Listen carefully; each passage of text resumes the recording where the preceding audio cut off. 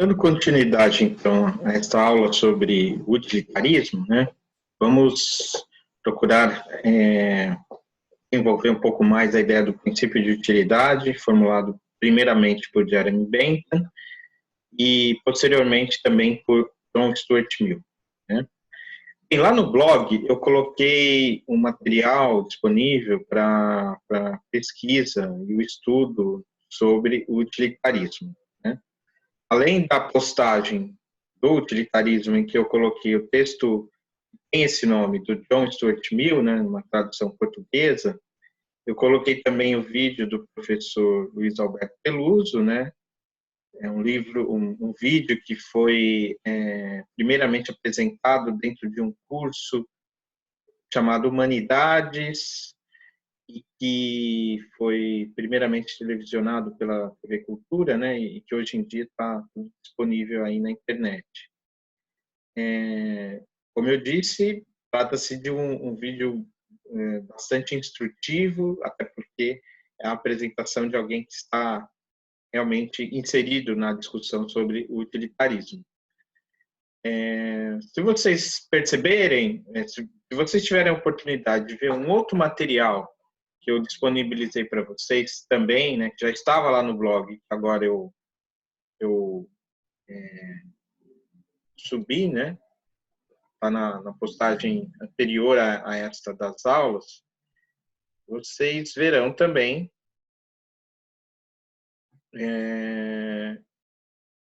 uma outra aula sobre utilitarismo, que é a aula do Michael Sandel, né? O curso Justiça, qual a coisa certa a fazer. Então, as famosas aulas do Michael Sandel, né, sobre a questão da justiça, que deram origem, né, àquele livro que eu mencionei em algumas aulas, e que faz parte da bibliografia básica do nosso curso, chamado Justiça, o que é fazer a coisa certa. Então, as aulas estão disponíveis na internet, eu coloquei aí um link, e justamente a primeira aula é sobre o utilitarismo, sobre os dilemas morais colocados por situações que foram pensadas e que são pensadas comumente pela tradição utilitarista. Mas ali o utilitarismo é apresentado de uma forma que pode soar um pouco caricatural, né? Então ele coloca aquele dilema de você tem um trem, né? O trem ele está indo no sentido de ir ao encontro de uma pessoa ou de três. Então quem que você vai escolher se você for o motorista, o condutor do trem, né? Quem que você vai atropelar? Uma ou três pessoas? Qual vai ser o critério para fazer o mal menor, né? Esse é um tipo de escolha que, de fato, é um tipo de dilema que o utilitarismo pensa, né? Que vem em consequência da discussão moral que o utilitarismo coloca, mas se caricaturado dessa forma, eu acho que desvia um pouco o foco e tira um pouco da seriedade e da relevância, né, dessa tradição utilitarista, né? Então, eu sugiro que se veja primeiro, né, a aula do professor Peluso, né, quando ele vai caracterizar para vocês de forma mais bem apropriada o princípio utilitarista, tal como ele foi formulado por por Bentham, né, naquele livro sobre a investigação dos princípios da moral e da legislação. Então, tá aqui no blog, né, vamos ver essa parte da aula, né, juntos aqui, vamos ver se funciona. E depois eu retomo explicando como, posteriormente, a formulação do Bentham, do princípio utilitarista, esse princípio foi reformulado na filosofia utilitarista do John Stuart Mill.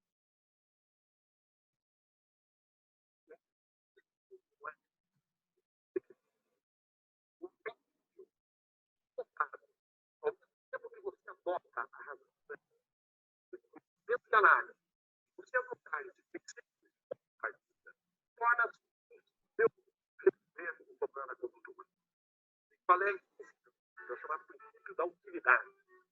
O princípio da necessidade do maior número. Isso é, os utilitaristas defendem a ideia que o ser humano é um ser que age movido pelo prazer, pela fuga da dor. A busca do prazer e a fuga da dor são dois mecanismos que controlam o sonho humano. Entra, o primeiro parágrafo do seu livro, O Princípio Laboral da Legislação, ele defende essa ideia que a natureza do ser humano, do dois senhores, o prazer e a dor. E ao trono desses dois senhores se reporta tudo aquilo que fazemos, tudo aquilo que devemos. Então, aposto o princípio fundamental a partir do qual agora nós vamos tentar explicar o que é o certo, o que é o errado, o que é o bem, o que é o mal. Quais são as ações que são elegíveis nas diferentes situações? O princípio está posto. O princípio diz claramente o seguinte: ação boa é aquela que traz prazer, traz felicidade para aqueles que sofrem a consequência da ação, qualquer que seja o tipo de ação. Nós temos que avaliar o resultado em termos de prazer e de dor.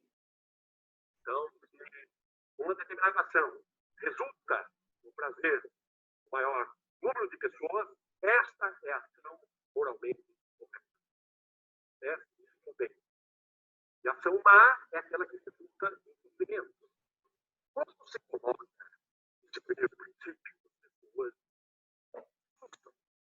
De uma forma geral, você assusta. Por que você assusta? Todo mundo fica com aquela ideia dos utilitaristas, a horda dos utilitaristas vai se transformar numa vara de porcos. Todo mundo vai passar com uma 50 caipirinhas e comer 10 feijoadas todo dia. Já que a busca do prazer. Então, esse é o primeiro princípio. Agora, vejam que esse princípio é regido pela racionalidade humana. Quer dizer, agora nós vamos aplicar o princípio da racionalidade, quer dizer, o princípio de que nós precisamos examinar as nossas ações e ver até que ponto nós somos capazes de identificar de maneira clara, de maneira conhecida, de maneira consistente o resultado dessas ações. De qualquer forma, esse princípio, o princípio da prova, ou mesmo a prova, qualquer ação, conforme a tendência que ela possua, aumentar ou diminuir a felicidade daquele cujo interesse dirige. Quando você fala em prazer, imediatamente você compreende o que nós vamos entender por prazer. Estamos falando daquela sensação que você prefere ao invés de sentir nenhuma. Eu estou falando daquela sensação que você prefere ao invés de sentir nenhuma. Você dá a você a chance de sentir uma sensação, nenhuma. Prazer é aquela sensação que você quer. E dor é aquela sensação que você prefere nenhuma a preferir.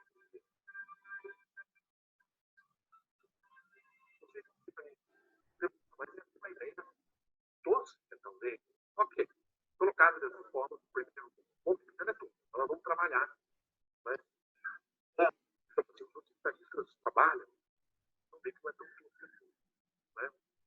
Porque se torna extremamente complicado, mas se você levar em conta, por exemplo, que esse princípio de utilidade não é o único princípio. Agora nós temos um princípio subsidiário.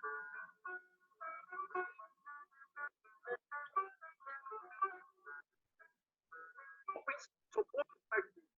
Se você negar para mim que eu não gosto da felicidade. Eu não gosto do prazer. Eu acho que a vida não vale a pena ser vivida. Eu não tenho mente frustrada, claro. Eu respeito que pensam diferente. Mas eu acho que a reconstrução que você fez hoje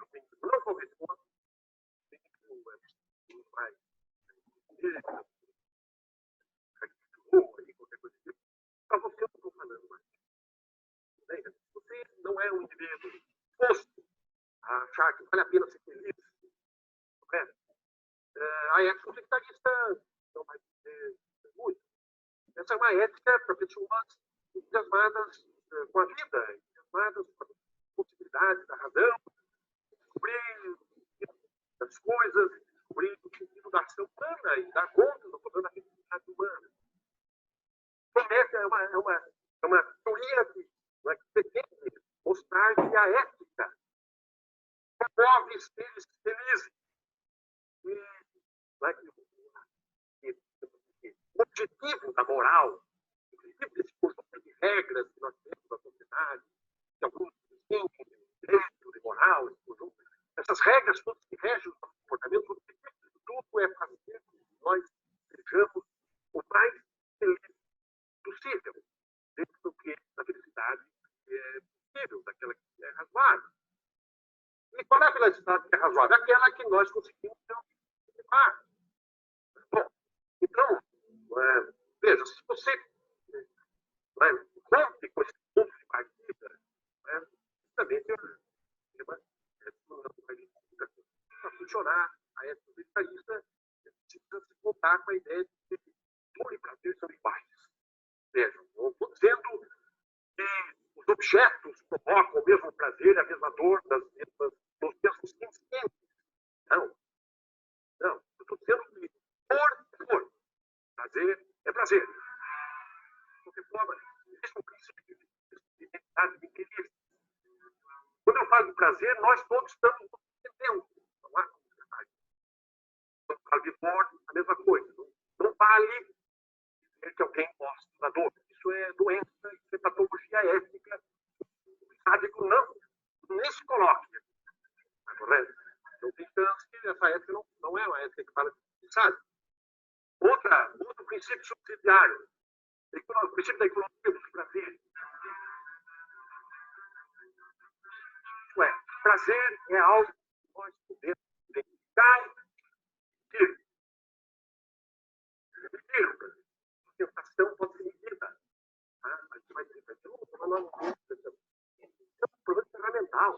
É um outro problema. Nós não temos aparelhagem. Nós estamos trabalhando, tem gente trabalhando nisso, tem alunos trabalhando nessas ferramentas para medir. Nós temos cálculos, enfim, nós temos teorias da conta dessas ferramentas. Podemos falar em unidades, nós não temos céu, a medida do som. Por que nós não podemos ter a medida do prazer? Em homenagem ao Penta, nós chamamos ele de tempo. Então, se aproxima a mão dela, eu canto, começam 1 mês, 2 meses. Por que não? Vocês estão vendo, mas eu tenho alunos trabalhando nisso. Não é? Bom, enfim, cálculo desse prazer depende de variáveis. Eu vou só citar essas variáveis. Intensidade, duração, certeza, intensidade, tem prazeres que são mais intensos que outros. Duração, tem prazeres que são mais longínquos. O prazer de estar dando uma aula, estar tendo contato com vocês, seguramente deixa traz uma enorme satisfação, muito bem. É um prazer que dura 40 minutos. 40 minutos. Então, isso também foi um cálculo. Os utilitaristas estão interessados em cálculo. Certeza. Tem ações que você pratica, que tem prazer ou a dor, como consequência, mas tem um grau de certeza que tem que ser calculado. Nós temos que saber qual é o grau de certeza. Para que cada ação segue necessariamente. Você tem certeza que vai ser a consequência do seu prazer, que está esperando? Tem uma relação aí? Tem relação? Nós temos que estudar isso aí. Fecundidade, pureza. Para vocês terem uma ideia, em 1986, por aí, o próprio Penta, no princípio da moral da legislação, fala em 7 variáveis. Extensão, o número dos concernidos. Nós temos que examinar quais são os concernidos. Bom, cooperação. O que é o princípio da cooperação? É o princípio de que o sofrimento do outro gera sempre sofrimento em mim. É um princípio. Vejam, porque eu começo a dizer isso aqui, que o cara deve buscar o seu próprio prazer, que deve ser egoísta. É uma ética egoísta. Estou propondo um modelo egoísta, né, de busca dos critérios de determinação das condutas.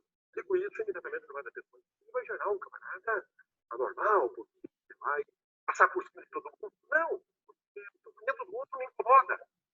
Eu tenho essa ideia de que eu seria mais feliz no mundo que eu fosse feliz e você fosse feliz também.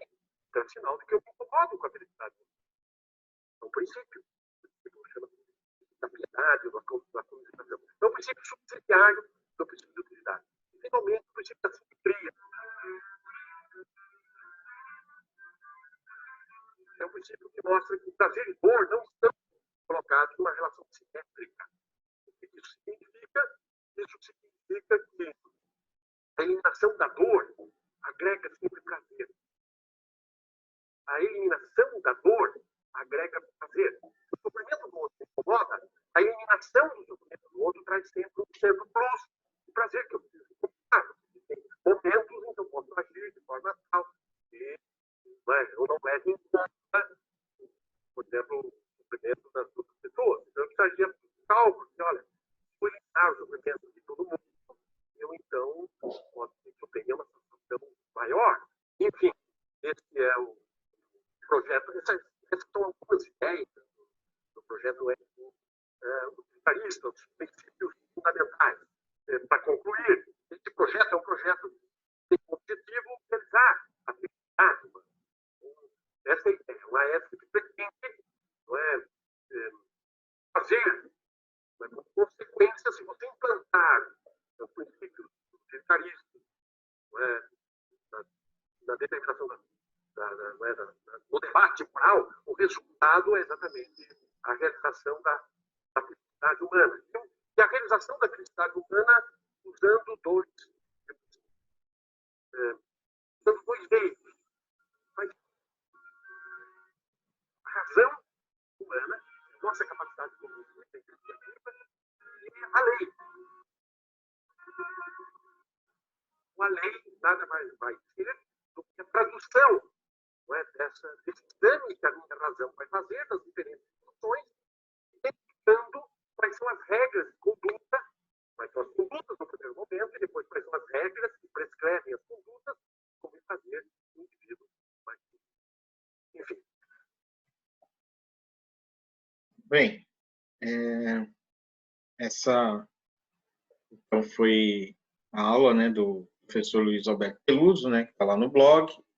Eu destaquei aí essa parte que é a parte em que ele aprofunda, né, a exposição sobre o princípio de utilidade do Jeremy Bentham.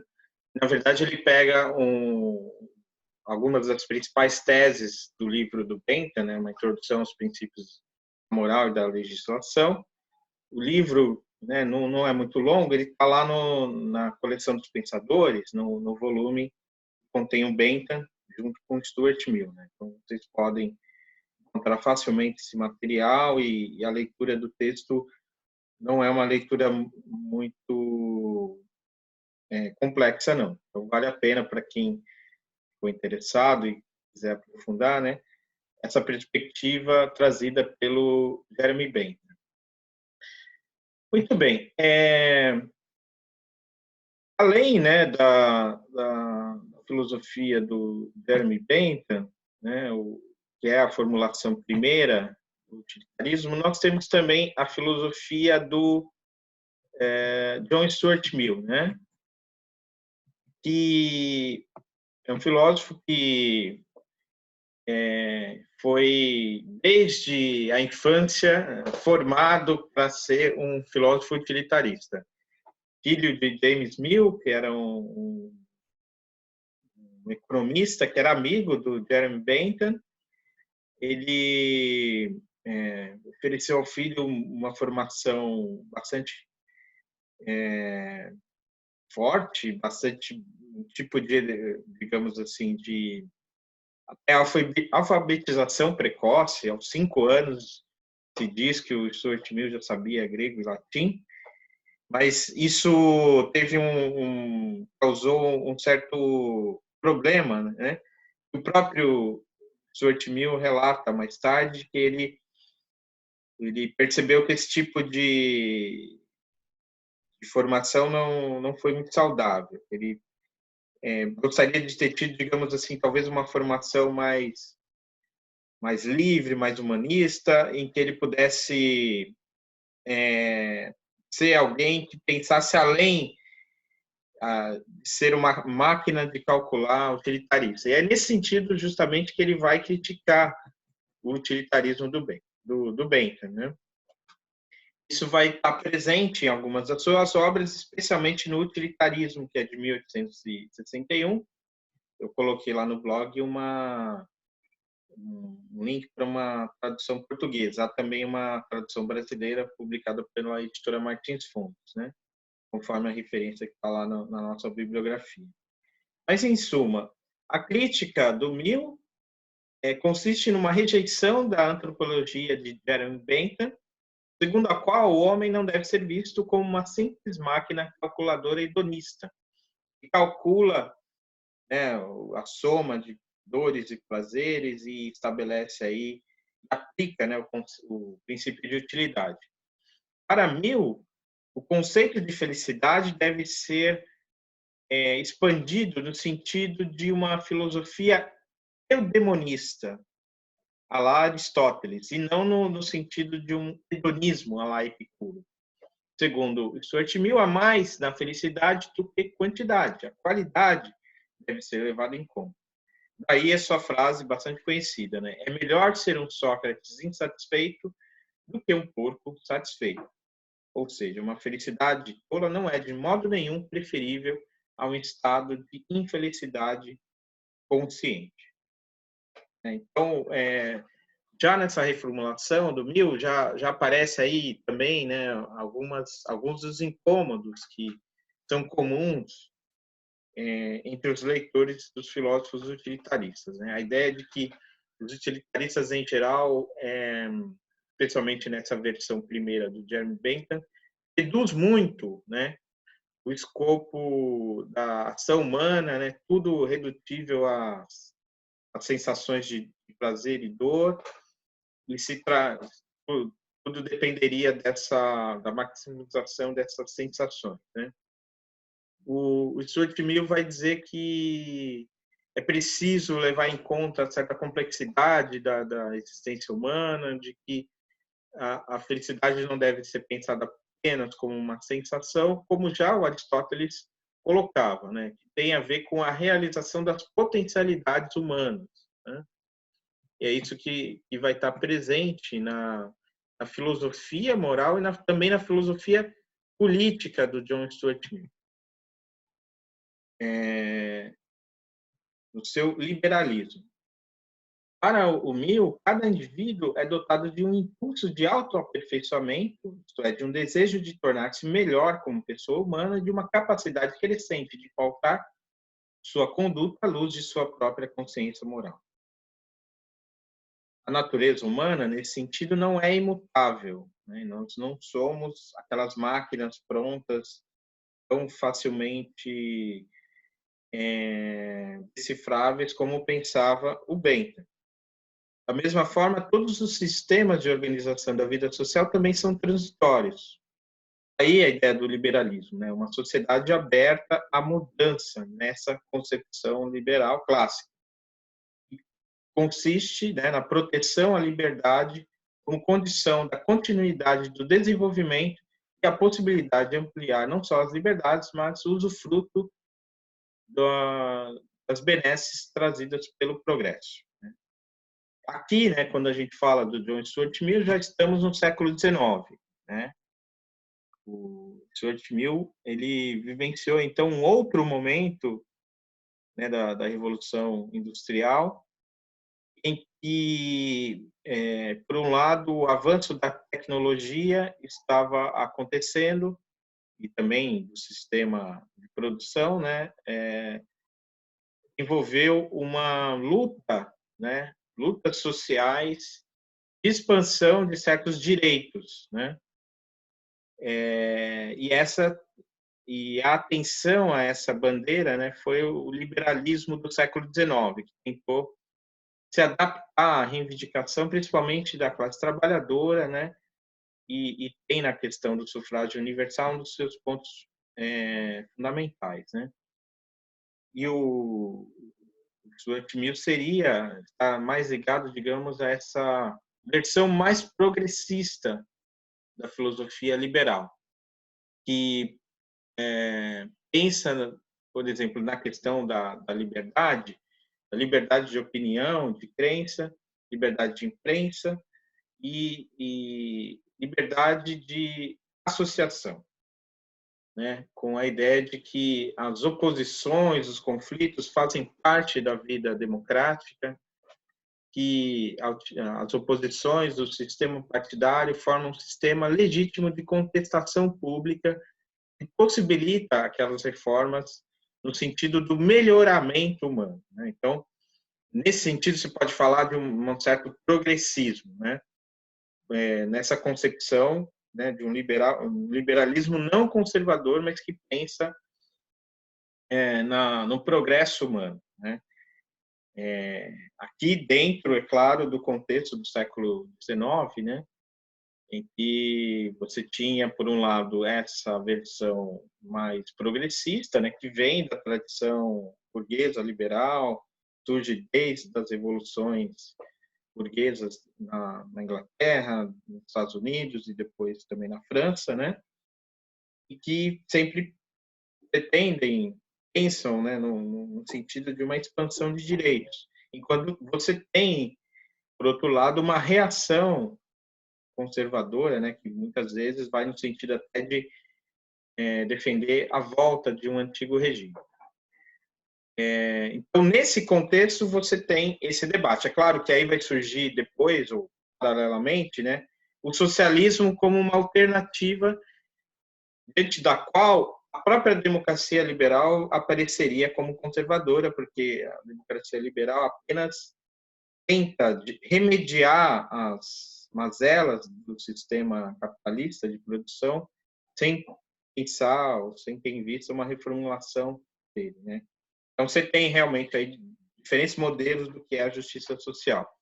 Dentro dessa versão do Stuart Mill, nós temos a versão da democracia liberal clássica do século XIX, que então, defende um conjunto de liberdades, né, a liberdade de opinião, de crença, de associação, a defesa do sufrágio universal e também da emancipação da mulher, né? E esse é um ponto importante porque o Stuart Mill vai ser um dos primeiros filósofos no Ocidente a militarem pelo direito das mulheres, né? Então ele tem aí essa charge, né, que na verdade é uma sátira ao Mill, né? Como aquele que abre espaço para as mulheres no debate público, no debate que era completamente dominado pelo universo masculino. Então, isso faz parte dessa perspectiva liberal progressista do Stuart Mill, que, no entanto, mantém, apesar de toda a crítica ao Bentham, uma visão utilitarista. Ele defende o princípio de utilidade, diz que não há nada melhor e mais claro do que o princípio de utilidade, mas ele deve sempre ser pensado no sentido da melhoria humana, da expansão do bem-estar social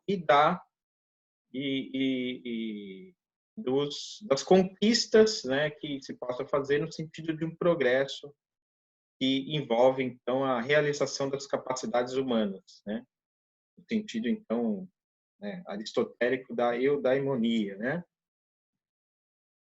E para isso, né, ele pensa tanto então no sentido político dessa democracia liberal, como também um sistema econômico que possa abrir caminho para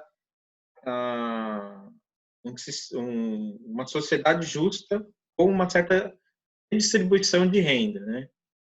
Então, vale a pena mencionar isso, né, para terminar essa segunda parte da aula sobre utilitarismo, porque o utilitarismo é muito mal visto no debate filosófico político brasileiro por conta de uma certa caricatura que ele geralmente é expresso, né, é representado de forma caricatural, talvez por se ter em vista apenas a versão do utilitarismo do Bentham, mas também por estar ligado a uma visão de mundo liberal, né, que talvez por ser mal interpretado, é sempre visto com bastante reserva, né? Mas, de fato, esse liberalismo, tal como ele aparece na expressão do Mill e também de outros filósofos utilitaristas, ele pode ser pensado num sentido progressista. E talvez haja um maior vínculo entre o utilitarismo e teorias democrático-liberais, ou até mesmo social-democratas mais progressistas do que muitos imaginam, né? Então, seria preciso, por exemplo, pensar em que sentido, né, o utilitarismo ainda está na base de diversas concepções morais e políticas que defendem certos ideais de justiça social e de democracia liberal, né, que muitas vezes são caracterizados como formas demasiadamente progressistas de visão de mundo, né? E o utilitarismo também não está em contraposição originária à perspectiva de uma redistribuição de renda, né? Então a gente pega essa passagem para encerrar essa parte da aula, a parte da aula sobre utilitarismo,